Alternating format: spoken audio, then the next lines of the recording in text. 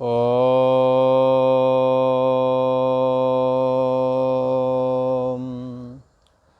ओम गुरु ब्रह्मा गुरु विष्णु गुरुदेव महेश्वरा गुरु साक्षात् परम ब्रह्म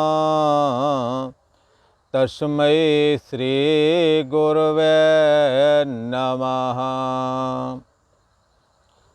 योगेश्वर श्री कृष्ण भगवान की जय।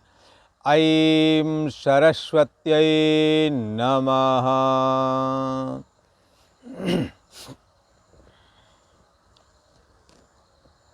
पूर्व का प्रसंग चल रहा है गुणत्रय विभाग योग।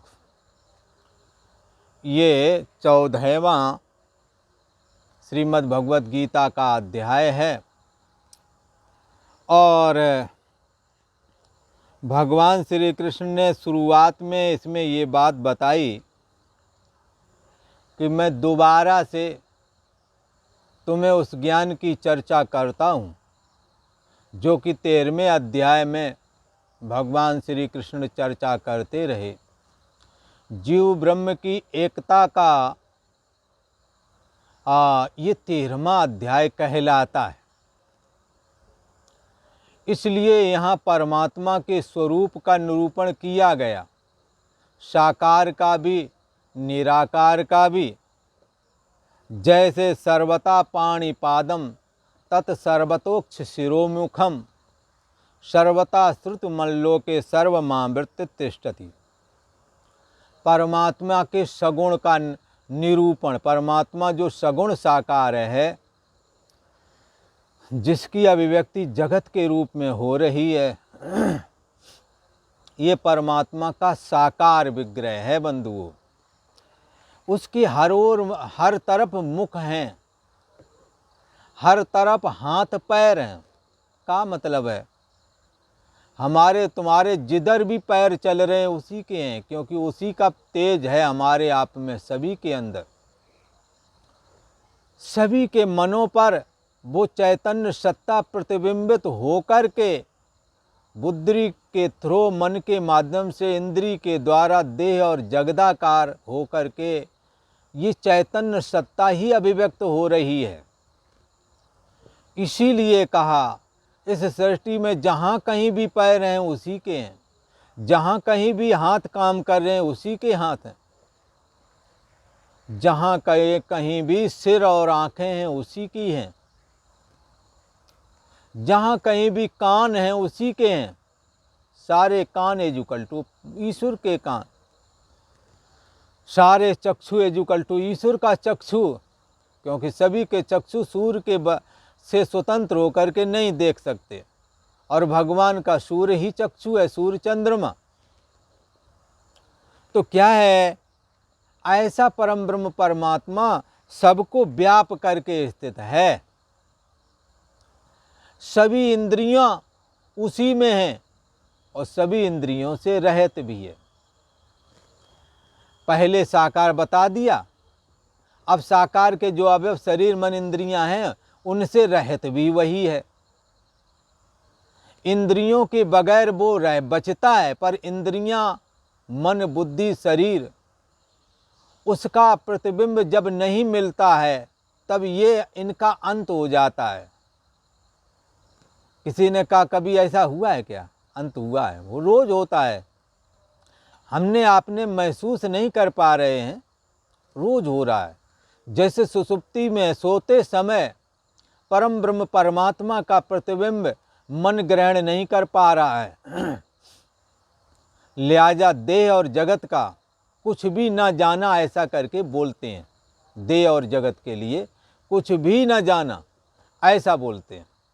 सुख से तो सोया पर जाना कुछ नहीं, ऐसा कहते हैं। इसलिए भगवान श्री कृष्ण कहते हैं सर्वेंद्रिय गुणाभासम, संपूर्ण इंद्रियों के विषयों को ये जानने वाला है। सर्वेंद्रिय गुणाभासम, सभी इंद्रियों के विषय को ये जानने वाला है।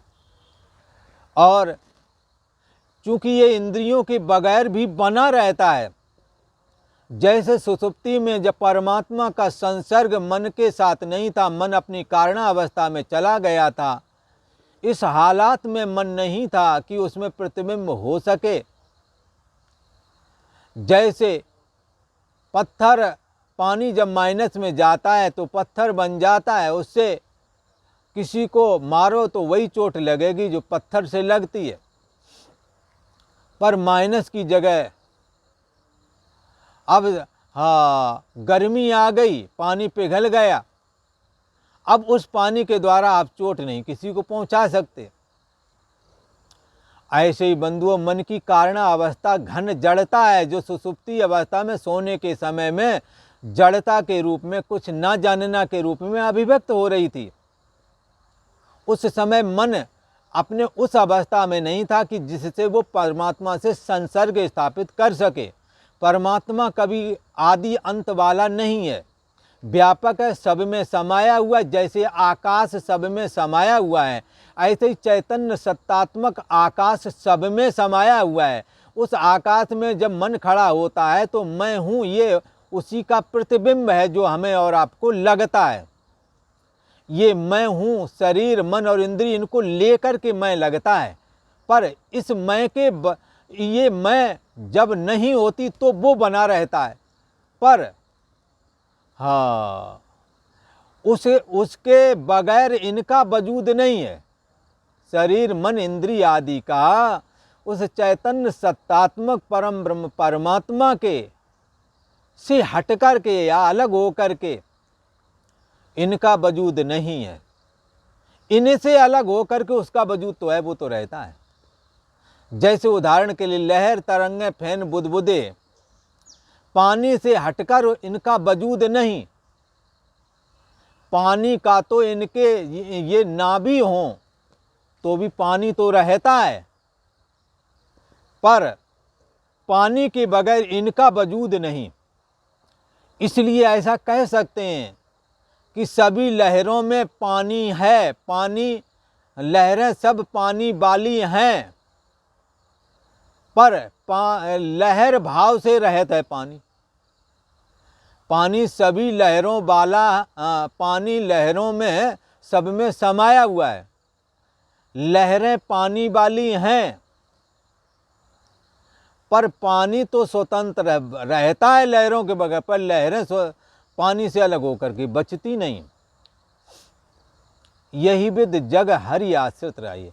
ऐसे सच्चिदानंद घन परमात्मा श्री कृष्ण के आश्रय में देह और जगत, छोटी बड़ी लहरें, ये ब्रह्म समुद्र में फुरती रहती हैं।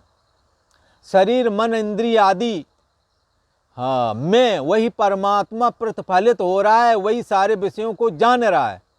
पर यहाँ पर अंतर इतना है कि सारी इंद्रियां परमात्मा के बगैर कोई वजूद नहीं रखती। परमात्मा जब संसर्ग में होता है, संयोग में होता है, प्रतिबिंबित होता है, जब परमात्मा से संपर्क होता है तो ये सजीव लगते हैं। पर सुषुप्ति में इनका संपर्क नहीं था सोने समय, तो होते हुए भी कुछ भी ना जाना, कुछ ना जाना। ये दूसरों के लिए तो था, लेकिन खुद के लिए यदि देखें तो कुछ भी नहीं, ना देह बचा है और न ही जगत बचा है।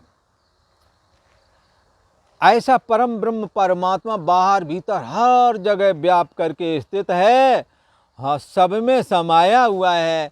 भगवान श्री कृष्ण ने कहा, अविभक्तम चा भूतेषु विभक्त मिव चा स्थितम। ये सारी सृष्टि अविभक्त है, विभक्त की तरह दिख रही है।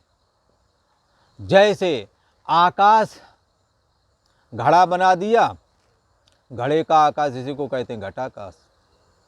मठ बना दिया, अर्थात मठ कहते हैं कमरा को, मठ बना दिया, मठाकाश।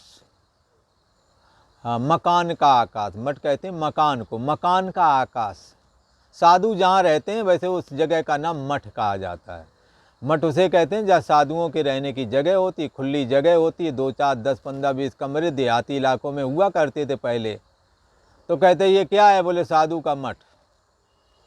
तो उस मठ में भी जो खाली जगह है उसको कहते हैं मठाकाश। तो क्या है, अब ऐसा लगता है घड़े का आकाश अलग है, मकान वाला आकाश अलग है। पर सच्चाई है, जो घड़े वाला आकाश है वही मकान वाला आकाश है, और वही पूरे जिसमें पूरा देश बसा हुआ है वही वाला आकाश ही है। आकाश में कोई अंतर नहीं आया। ये वही आकाश है जिसमें ग्रह नक्षत्र सूर्य चंद्रमा आदि हैं। वही आकाश घड़े में घटाकाश कहते हैं, मकान में मकान का आकाश, हाल में हाल का आकाश। अब आकाश कितने हो गए? ये आकाश अविभक्त है, विभक्त की तरह दिख रहा है बंधुओं। मकान तोड़ दो, घड़ा तोड़ दो, महाकाश निकल आएगा। ऐसे ही हमारे रूप में मैं हूं, आप भी कहते हैं मैं हूं, और ये मैं में परमात्मा प्रतिबिंबित हो रहा है। मैं मन के, ये जो मन है अंतर्यामी सच्चिदानंद घन परमात्मा से संसर्ग में है, इसलिए यहाँ वाला मैं अलग लगता है, वहाँ वाला मैं अलग लगता है। ये कहने वाणी से कहने वाली मैं हूँ अनंत है, बेगिनती है। पर इसमें जो अविभक्त, जो परमात्मा है वो अविभक्त है। लगता है यहाँ वाला परमात्मा अलग होगा, वहाँ वाला अलग होगा। सबकी बुद्धि देश के पीछे परमात्मा विद्यमान है। इसलिए बुद्धि नाना होने की वजह से परमात्मा भी नानात्व की तरह लगता है परमात्मा भी अलग अलग होगा। जैसे घड़े में पड़ा आकाश, मकान में पड़ा आकाश, हाल के अंदर आकाश, ऐसा लगता है आकाश अलग अलग होंगे। आकाश एक ही है। इसी को कहा एको देवा सर्वभूतेश गुणा। श्रुति ने, वेद ने ये कहा एक ही देव है सब में। उसको जान लेने से हृदय की गांठ कट जाती है, कर्म की ग्रंथि का भेदन हो जाता है। भिद्यते हृदय ग्रंथि छिद्यन्ते सर्व संशया। सारे संशय खत्म हो जाते हैं, हृदय की गांठ चिदजड़ ग्रंथि कट जाती है, कर्म का बंधन कट जाता, ढीला हो जाता है। अंत तो गत्वा कर्म जो हों, कर्म की हों स्वरूपें चीने। अंतर्यामी आत्मा को स्व से अभिन्न होकर के जब जान लिया तो कर्म अकर्म हो गया, कर्तापन बाधित हो गया। भगवान श्री कृष्ण कहते हैं, अर्जुन ये जो परमात्मा है अविभक्त है, ऐसे परमात्मा को जाने बगैर कोई मुक्त नहीं हो सकता। भगवान श्री कृष्ण कहते हैं वही वाला ज्ञान आपको और अधिक बैठ जाए, इसलिए मैं दोबारा से कह रहा हूं, तुम्हें फिर समझ लो एक बार। कौन सा ज्ञान है? कि ये जगत तो मिथ्या है, ब्रह्म ही यहाँ सत्य है जो सब में समाया हुआ है। चेतनस चेतना नाम एको बहु नाम, अनेक मैं हूँ रूप चेतन अनेकों हैं, अनंत हैं। इनमें एक ही चेतना है, ब्रह्म चेतना। भगवान श्री कृष्ण कहते हैं कि हे बहुत सारे ऋषि महर्षियों ने इसी तत्व को जाना जो कि बुद्धि देश का साक्षी है। शास्त्र और गुरुओं के उपदेश के अनुसार उस साक्षी को ही सर्वधि साक्षी भूत जाना है। संपूर्ण जीवों की बुद्धि देश का जो साक्षी है वही तुम्हारी बुद्धि देश का साक्षी है। ये साक्षी सदा रहता है, इसलिए इसको सत्य कहते हैं। इसकी चैतन्यता का कभी अभाव नहीं होता है, तथा अनेक मैं हूँ रूप चेतन में चेतना का संचार यही कर रहा है, इसलिए इसको चित्त कहते हैं। और इसकी प्रियता का कभी अंत नहीं होता, इसीलिए इसको आनंद बोलते हैं। इसका नाम, इसीलिए भगवान श्री कृष्ण के अंतर्यामी स्वरूप का नाम है सच्चिदानंद। सच्चिदानंद रूपाय विश्वोत्पत्त्याद हेतवे तापत्रय विनाशाय श्री कृष्णाय वयम नमः। भगवान श्री कृष्ण सच्चिदानंद स्वरूप हैं। ऐसे भगवान श्री कृष्ण को नमस्कार है। भगवान श्री कृष्ण कहते हैं मेरे अंतर्यामी स्वरूप का ज्ञान धारण करके पहले भी बहुत ऋषि महर्षि परम ब्रह्म परमात्मा को स्व से अभिन्न होकर के अनुभव किया और मुक्त हो गए। ये ऐसा ज्ञान है अर्जुन कि प्रलय काल में भी व्यथा नहीं होती। प्रलय का मतलब है शरीर के छूटते समय में, छूटने का काल जब आता है तो शरीर में असह्य वेदना होती है, परंतु ब्रह्म तत्व को जानने वाला बंधुओं उस असह्य वेदना से भी छूट जाता है। और परछिन्न व्यक्तित्वपना को खत्म कर दिया है। सत्तात्मक परम ब्रह्म परमात्मा को सोहम अस्मि, वो मैं ही हूँ, ऐसा करके उपासना की है। सत्तात्मक स्थिति प्राप्त हो जाने की वजह से इनका क्या कहते हैं, सर्गेप नोप जायन्ते। जब सृष्टि संरचना होती है तो सबका जन्म होता, पर इनका नहीं होता, अर्थात परमात्मा में लीन हो जाते हैं। हे अर्जुन, वही ज्ञान मैं तुम्हें बता रहा हूँ। जगत मिथ्या है और ब्रह्म तत्व सत्य है। उसमें माया और मन की वजह से जीव ईश्वर हैं, और ईश्वर की कल्पना स्थावर जंगम जगत है, और जीव की कल्पना स्थावर जंगम जितना जगत है उसमें मैं मेरा का संबंध बना लेना। तो ईश्वर ने सृष्टि बनाई, जीव ने संसार बनाया। तो हमने ईश्वर की सृष्टि का अंत नहीं करना, अपना बनाया हुआ संसार खत्म करना है। ना मैं किसी का, ना कोई हमारा। देख लिया दुनिया का सारा नज़ारा, मैं मेरा तू तेरा करके ये जो माया का भाग है इसका त्याग कर देना, असंग हो जाना, रहना उन्हीं के बीच में, पर असंग हो जाओ। परमात्मा मेरा है, मैं परमात्मा का हूँ। दिन रात परमात्मा का स्मरण करो, अपनी चेतना को परमात्मा से जोड़ दो, अपनी चेतना को माया के जकड़न से दूर कर दो। क्या है, मैं और मोर तोरते हैं माया, ये मैं हूँ, ये मेरा है, तू है, तेरा है, इसी का नाम माया है। इससे हट जाना, इससे हट करके फिर परमात्मा का स्मरण लाख गुना अधिक लगता है भगवान को। फिर एक माला 1,00,000 बार जप कराओ किसी और को, एक माला आप जप लो खुद, परमात्मा से तार जोड़ करके, परमात्मा से जुड़ करके, भाव विभोर हो करके, परमात्मा के प्रेम में डूब करके, एक माला भी 1,00,000 माला के बराबर होवेगी। आप दूसरों से जप कराने के लिए पैसे बेशक खर्च करें, पर आपका किया कराया अनंत है, पर दूसरा तो दूसरा ही है। विधि विधान से ब्राह्मण लोग भी करते हैं, ऐसी बात नहीं है, पर दूसरे के द्वारा है, पर आप स्वयं करें तो क्या बात है। भगवान श्री कृष्ण कहते हैं, ऐसे परम ब्रह्म परमात्मा में मूल प्रकृति जो रहती है, उस मूल प्रकृति के द्वारा ही जगत की संरचना होती है। मन और माया, माया में प्रतिबिंब पड़ता है, ईश्वर हो जाता है, जीव मन में पड़ता है, जीव बन जाता है। तो इस तरह से प्रकृति ही सर्वरूप हो जाती है। एको देवा, एक ही सत्तात्मक परम ब्रह्म परमात्मा है, जिसके लिए भगवान श्री कृष्ण के लिए जो वंदना भागवत में की जाती ना, सच्चिदानंद रूपाय विश्वोत्पत्त्यादि हेतवे तापत्रय विनाशाय श्री कृष्णाय वयम नमः। ये भगवान श्री कृष्ण सच्चिदानंद ब्रह्म हैं, इनका कोई रूप आकार नहीं है, पर माया को स्वीकार करके सगुण निराकार हो जाते हैं। फिर गुणों को स्वीकार करते हैं, सतोगुण रजोगुण तमोगुण, तो सगुण से साकार हो जाते हैं। इधर मन में प्रतिबिंब, तो मन माया ने अपने को विकसित कर दिया, मन हो गए, मन में प्रतिबिंबित हुए जीव बन गए।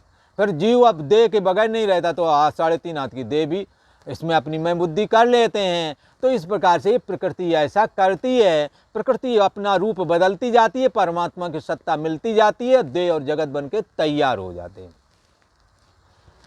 जितने भी शरीर उत्पन्न होते हैं, भगवान श्री कृष्ण कहते हैं, मैं तो एक पिता की तरह हूँ और प्रकृति माता की तरह है। प्रकृति जो है रूप बदलती है, और जैसा रूप बनाएगी सत्ता भी मैं वैसा ही दे देता हूँ। जाके मने भावना जैसी, प्रभु मूरत देखी तिन तैसी।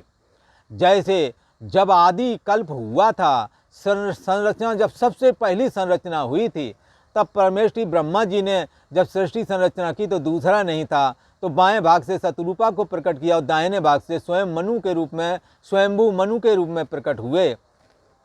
उपनिषदों में आता है कि वो शतरूपा चूँकि मूल प्रकृति के अंश से पूर्णता थी, इसलिए उसने रूप बना करके गाय का रूप बना लिया। मनु महाराज जी नंदी बाबा बन गए, बैल बन गए, और गाय की प्रथम सृष्टि की गई, और गाय ने दूध दिया। बाद में मानव सृष्टि हुई, उन मानव के जो बालक थे उन्हें गाय का दूध पीने को मिला। गाय ने माता का काम किया, इसलिए गौ माता हम बोलते हैं।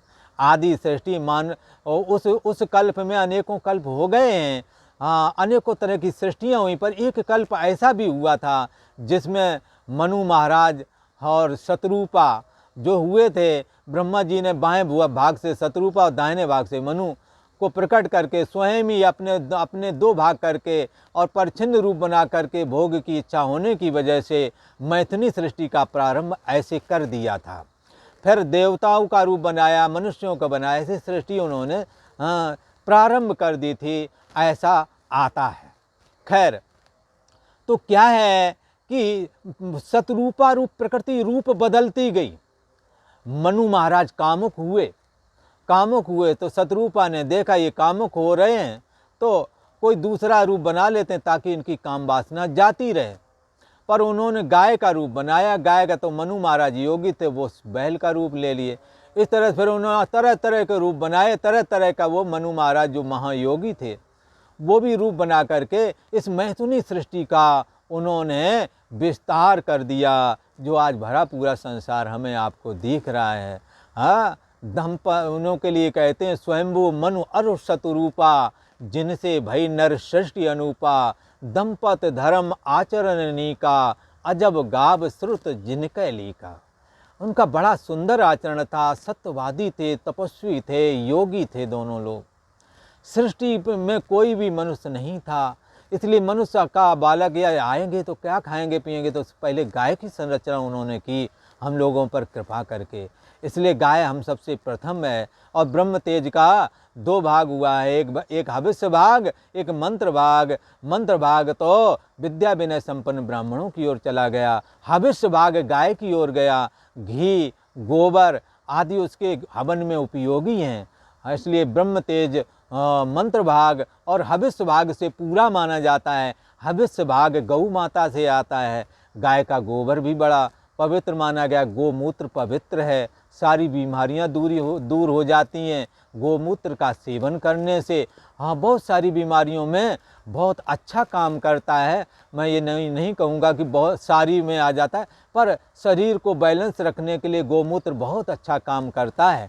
तो खैर क्या है कि गाय का घी, गाय का दूध, गाय का दही, ये सब पूजन में लगते हैं, क्योंकि ये ब्रह्म तेज साक्षात ही दो भागों में बढ़ गया, मंत्र भाग और हविष्य भाग। हविष्य भाग गाय ने ग्रहण कर लिया जो कि प्रथम है, इसीलिए वो हमारे लिए माता के तुल्य है।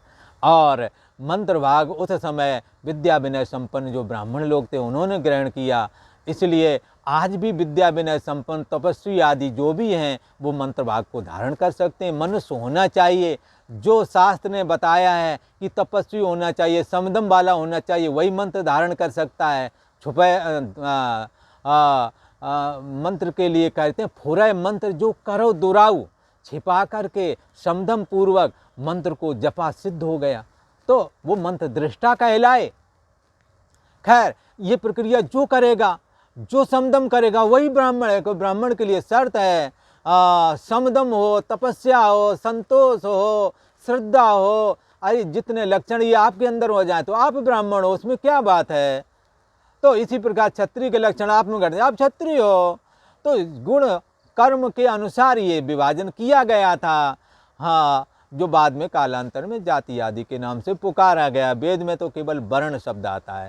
खैर, वो अलग विषय है। तो कहते हैं कि ये प्रकृति जो है रूप बदलती गई और परमात्मा सबको सत्ता देता चला गया। अब ये कहते हैं कि भाई प्रकृति ने रूप कैसे बदला है, ये प्रकृति के गुण ही बांधते हैं। पीछे कहे गए ना, प्रकृतिस्तो ही भुंगतो पुरुषः, प्रकृतिस्तो ही भुंगते। हाँ, पुरुषः प्रकृतिस्तो ही भुंगते प्रकृति जान गुणान, ऐसा करके कोई पीछे श्लोक आ चुका है 13वें अध्याय में ही। तो प्रकृति ये जो है ना, हाँ, प्रकृति में स्थित पुरुष ही भोक्ता बनता है। जो भोक्ता बनता है वही बंधन में जाता है। तो वो बंधन कौन करता है? प्रकृति करती। भाई प्रकृति कैसे बंधन करती है? तो इसकी चर्चा अब भगवान 5वें श्लोक से प्रारंभ कर रहे हैं।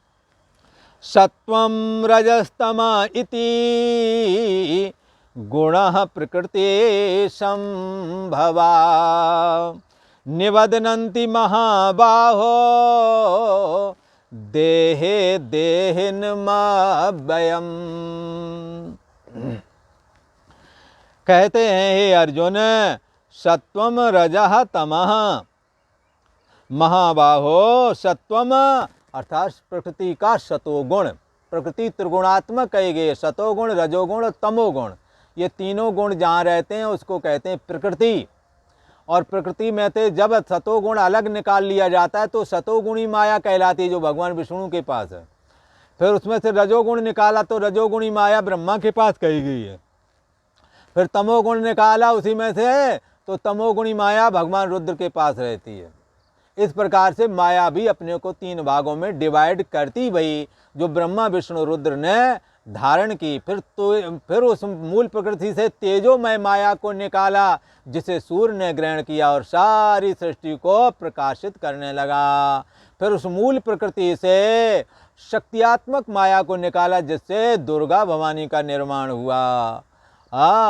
इसी प्रकार से सब माया ने अपने को समष्टि रूप में, ये 5 रूप में, शिव जी, गणेश जी, सूर्य, दुर्गा भवानी, तो ये 5 देव हैं सूर्य करके। ऐसा करके ये 5 देवों, 5 भागों में माया को, समष्टि रूप में 5 भागों में माया को डिवाइड किया गया। उसी से ये 5 देव आ गए। ये 5 देवों के रूप में ईश्वर ही है, एक ही देव, अलग अलग नहीं मानना। 5 देवों के रूप में ये ओंकार रूप सगुण परमात्मा ही हैं, जो अनेक रूप बना करके जगत का कार्य सिद्ध कर रहे हैं। इन 5 रूपों में जो रूप आपको अच्छा लगे उसकी उपासना करो, भोग और मोक्ष सब मिलेगा, मुक्ति मिलेगी, सब मिलेगा।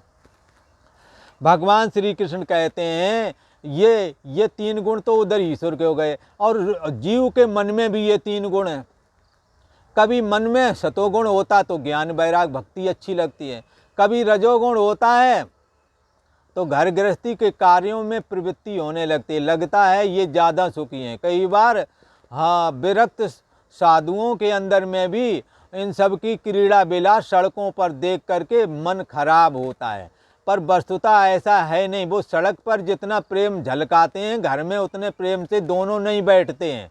एक दूसरे में कहासुनी बनी रहती है, और सड़कों में सज समर के आते हैं, वहाँ खूब अच्छा हाथ पकड़ के चलते हैं। लोगों को लगता है ये ज़्यादा सुखी होंगे, पर कई वो सड़कों तक तो बहुत प्रेम रखते हैं, घर में जाकर के झगड़ना चालू कर लेते हैं।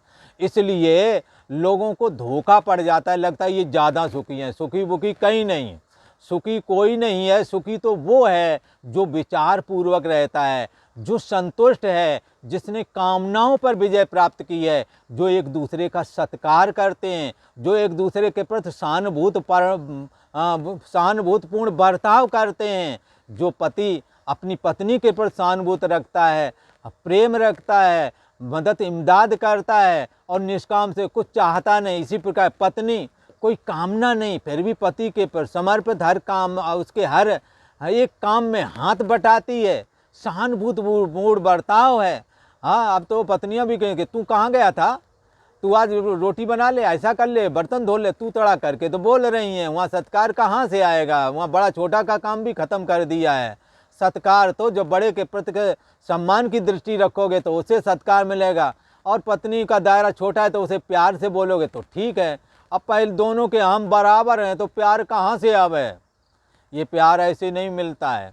तो खैर वो एक अलग विषय है। तो ये घर गृहस्थी के कार्य रजोगुणी कहलाते हैं, तो इन कामों के द्वारा ये बंधता है।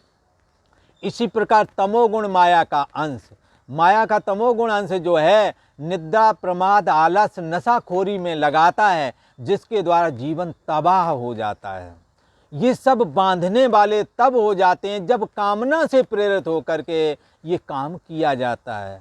नशा करते हैं। वह एक बार एक जगह में मैं सुन रहा था, वो कह रहे थे फलाने जगह गया, बड़े प्यार से बात कर, पर अब की बार पैक लगा के जाऊंगा, फिर मैं वहाँ बकूंगा। तो क्या मतलब है, पैक लगाने के पीछे उपद्रव खड़ा करना ही है, तो काहे ना उपद्रव करेंगे, मन में संकल्प पहले से ही उपद्रव करने का है। तो ये तमोगुणी जो भोजन आपका नशा पत्ती है, ये आपको नरक पहुंचाएगी कि नहीं पहुंचाएगी। जहां आप गाली बकने जाओगे वो आपको छोड़ देगा, वो आपके पकड़ के 2-4 लगाएगा, जीभ खींच लेगा, ज़्यादा बकवास करोगे। तो क्या है, इसके लिए क्या है, हमने नशा से बचना है, गंदी आदतों से बचना है, गंदा वचन नहीं बोलना है। हमने अगर किसी को अधीन करना है तो क्या करें, तो कहते हैं पर उस वचन बोले नहीं कबहूं। हाँ, क्या जाता है कि कई बार बुढ़े हैं, बेचारे हैं, पत्नियां हैं, कई पत्नियां हैं, पति उपद्रवी हैं, तो वो सोचते कभी तो ये प्रेम से बोले, वो बोलते ही कड़वा हमेशा। इसी प्रकार कई पति सोचते हैं, मिलते हैं अपने से, कहते कभी भी प्रेम से नहीं बोलती, जब देखो जली कटी सुनाती है। अरे इससे बचो, ये जीवन नरक हो रहा है। इससे अच्छे तो रास्ते में लोग मिल जाते हैं, प्रेम से बतिया लेते हैं, तुम्हारे से ज़्यादा अच्छा बोलते हैं, प्यार से बोलते हैं। इसलिए तुलसी मीठे वचन से सुख उपजे चौं ओर, वशीकरण एक मंत्र है, तज दो वचन कठोर। ये कठोर वचन छोड़ दो, ये आपके जीवन को नरक बना रहे हैं। क्या जाता है, कोई आए, आओ बैठो, पानी पियोगे, वो आपके यहाँ खाने के लिए नहीं आया है, आपके पूछ लेने से उसका जी भर जाएगा, उसका दिल भर जाएगा। खैर, भगवान श्री कृष्ण कहते हैं सत्वम रजस तमः इति, सतोगुण रजोगुण तमोगुण, इस प्रकार से इस जीव को बांधते हैं। कामना से युक्त होवोगे, ज्ञान वैराग, भगवान की भक्ति करोगे, माला जपोगे, मंदिर जाओगे, कोई काम बिगड़ गया, बोले हम तो मंदिर जाते रहे, हमारे साथ ये हो गया। अच्छा, बहुत सारे काम होते हैं, उसमें तो नहीं शिकायत है। मंदिर जाने से मानो भगवान के ऊपर एहसान करने गए थे आप क्या? जैसे कोई अपने बाप को सुनावे कि तुमने हमारे लिए क्या कर दिया, जबकि वो तुम्हें पढ़ाया लिखाया सब कुछ किया, तो भी सुना रहे हो। पहले उल्टे काम किए, उसका फल जब भगवान देते हैं, भगवान का काम ही है, वो न्यायकारी है। तुम अच्छे कर्म करोगे तुम्हें सुख देगा, तुम्हें गंदे कर्म करोगे तुम्हें दुख देवेगा। यदि तुम उनसे भक्ति करोगे तो पहले तुम्हारे कर्म भोगवा लेगा, फिर भक्ति का जो फल देगा वो महा आनंद होवेगा, वो भोग और मोक्ष सब देवेगा, जिससे कि जीवन बदल जाएगा और मानव से देवता हो जाओगे। और यदि मुक्ति चाहोगे तो मुक्त हो जाओगे, भगवान में लीन होना चाहोगे तो लीन हो जाओगे। पर इससे पहले जो कर्म तुमने किए वो तो तुम्हें भोगना ही पड़ेगा। झगड़ा तूने पा लिया, तू ही इसे निबेर। जो झगड़ा तूने पाला इसको तो आपको ही सुलझाना पड़ेगा। भगवान श्री कृष्ण कहते हैं महाबाहो सत्वम रजस तमा इति ही शतो गुण रजो गुण तमो गुण इति प्रकृति संभवा। ये प्रकृति से उत्पन्न होते हैं, और प्रकृति समष्टि में तो बता ही दिया किस प्रकार से सतोगुण रजोगुण करके विभाग पूर्वक है। और एक एक देह के अभिमानी विष्णु हैं, रुद्र हैं, शिव हैं, ऐसा करके हाँ भगवान विष्णु हैं, शिव जी हैं, ब्रह्मा जी हैं, दुर्गा हैं, ये सब माया ने समष्टि भाग किए हैं। और व्यष्टि भाग माया ने मन बनाया है, उस मन में भी तो सजोगुण रजोगुण तमोगुण है, ये भी तो प्रकृति का अंश है। इसमें से ये हमारे अंदर जब निकलते हैं तो सतोगुण ज्ञान वैराग भक्ति के रूप में आता है। कामना से युक्त करोगे तो ये भी तुम्हें सुख या दुख में बांध लेगा। और यदि भगवान के लिए केवल करोगे ये भक्ति देगा और मोक्ष भी देगा, जगत का झंझट खत्म करवा देगा। सदा सदा के लिए आनंद होकर के परमात्मा में लीन हो जाओगे। और ये रजोगुणी काम घर गृहस्थी के हैं, इनसे आज तक किसी ने नहीं, वो कोई ऐसा नहीं मिला जो वृद्धावस्था में आकर मुझे बताता मैं पूरा सुखी हूँ, संतुष्ट होकर के जा रहा हूँ। बल्कि लोग ये कहते हैं महाराज हमने तो सोचा था सुखी रहेंगे, बस सुख तो नहीं मिला, इतना इतना झंझट और हो गया, ये काम पूरे नहीं कर पाया, वो काम पूरे नहीं कर पाया हूँ, और देखो फलाना का कल का ये काम करने का इरादा था, चल बसा है जी। तो क्या है, कामनाएं अनंत हैं, ये कामनाएं कभी पूर्ति नहीं हो सकती। इसलिए कामनाएं जहाँ है जितनी है उनसे ही संतुष्ट रहो। जो मिल गया खाने को खा लिया, जो पहनने को जैसा है उसी में संतुष्ट रहो। अब तुम्हारे पास सूती कपड़े या कैसे कपड़े अच्छे एक जोड़ी दो जोड़ी हैं तो ठीक है, अब बगल वाले रोज ड्रेस बदलते हैं, उसके क्यों छाती जला रहे हो? ये कामना तुम्हें सुख से नहीं रहने दे रही है। कपड़े तो हैं तुम्हारे पास फिर भी दुखी हो, गाड़ी है, हाँ बहुतों के पास गाड़ी है, अल्टो है, वैगनार है, पर इससे संतुष्ट नहीं, वो ले आया फॉर्च्यूनर ले आया, अब छाती इसमें जला रहे हो, इसका क्या हाल है बताओ? इसलिए कोई नहीं काऊ कर सुख दुख कर दाता, निजकृत कर्म भोग सब भ्राता। ये सब अपने कर्मों का नतीजा है। जैसे जैसे आप कामना जोड़ते जाते हो उससे आप सुखी और दुखी होते हैं। ये कर्म तुम्हें बांध रहा है, रजोगुण बांध रहा है। तमोगुण तो सभी जानते हैं, निद्रा प्रमाद आलस्य करने वाला आदमी ड्यूटी नहीं समय पर जा पाता है, तो बांधे है ना तमोगुण, ये नशापत्ति। खैर भगवान श्री कृष्ण कहते हैं हे अर्जुन, सतोगुण रजोगुण और तमोगुण ये प्रकृति से उत्पन्न होते हैं, और तीनों गुण हाँ तीनों गुण मन में हैं, और मन से संसर्ग में है अंतर्यामी आत्मा सच्चिदानंद ब्रह्म। अच्छा जैसा करे संग तैसा चढ़े रंग। जैसे मेज पर लाल कपड़ा बिछा दिया, फिर मेज के ऊपरी भाग के आकार का शीशा उस पर रखा, तो शीशा साफ और शुद्ध सफ़ेद है, पर वो लाल दिखने लगा। किसी ने कहा ये लाल शीशा कैसे हो गया? बोले शीशा तो अभी भी सफ़ेद ही है, पर इसमें लालमा कहाँ से आ रही है? बोले लालमा वो कपड़े वाली इसमें दिख रही है। ऐसे ही बंधुओं, ये मन शुद्ध सतोगुणी होता है, और इस मन में रजोगुण तमोगुण का भी प्रभाव होता है। कामना से युक्त सतोगुण रजोगुण, हाँ, एक लाल रंग का, एक पीले रंग का, एक सफ़ेद रंग का, एक काले रंग का, इस तरह की इनकी डिजाइन। अब ये काला रंग, सफ़ेद रंग और लाल रंग की सतोगुणी रजोगुणी तमोगुणी जो मन में वृत्तियां उठती हैं, ये वृत्तियां उस शुद्ध चैतन्य सत्ता को भी सतोगुणी रजोगुणी जैसा बना देती हैं, ना बने होने पर भी। ये देखो, जैसे शीशा साफ होने पर भी लाल दिखता है, ऐसे ही सच्चिदानंद घन सत्तात्मक परमात्मा आपके मन से जब जुड़ता है तो सतोगुणी रजोगुणी जैसा लगने लगता है, क्योंकि संसर्ग में है। और जब तक संसर्ग नहीं छूटता है, अर्थात जब तक सतोगुण रजोगुण तमोगुण वाला जो ये मन है, इससे जब तक असंग नहीं होता, आमन नहीं, संग मन संग, जब तक संग नहीं छोड़ता, तो अंतर्यामी आत्मा जिस दिन इससे असंग हो जाता, उसी दिन मुक्त हो जाता है ये जीव। पर असंग हो नहीं पाता, तो फिर क्या होता है? संग किए तो उनके दोष इसमें आ जाते हैं। जैसे कांच साफ है और लालिमा आ रही है, ऐसे ही बंधुओं सतोगुण रजोगुण और तमोगुण ये प्रकृति से उत्पन्न तीनों गुण अविनाशी इस जीवात्मा को, इसमें जो प्रतिफलित हो रहा है अंतर्यामी परम ब्रह्म परमात्मा का जो प्रतिबिंब है, ये साक्षात ब्रह्म स्वरूप ही है। जीवो ब्रह्म ही, जीव ब्रह्म ही है, दूसरा नहीं है। ऐसा होने पर भी हाँ, ये तीनों गुण अविनाशी इस जीवात्मा को शरीर में बांध देते हैं। स्वयं सच्चिदानंदा भूल कर भयो बंदा बन गया है। कहते हैं देह को मैं मान लिया है, देह को अपनी मैं, देह से जो जुड़े हैं। तो भगवान श्री कृष्ण कहते हैं कि हे अर्जुन, सतोगुण रजोगुण तमोगुण ये प्रकृति से उत्पन्न तीनों गुण इस अविनाशी जीवात्मा को इस प्रकार से बांध लेते हैं। सतोगुण होगा ज्ञान वैराग भक्ति वाला काम करोगे और कामना से ग्रसित होकर के करोगे, कर्तापन आ जाएगा। अच्छे करोगे सुख के द्वारा बांधे जाओगे, गंदे कर्म करोगे दुख के द्वारा बांधे जाओगे, अर्थात दुख प्राप्त होगा कभी न कभी। और इसी प्रकार से सात्विक राजस तामस कर्म की द्वारा ये जीवात्मा बांधा जाता है। और आज इतना ही। ओम शांति शांति शांति।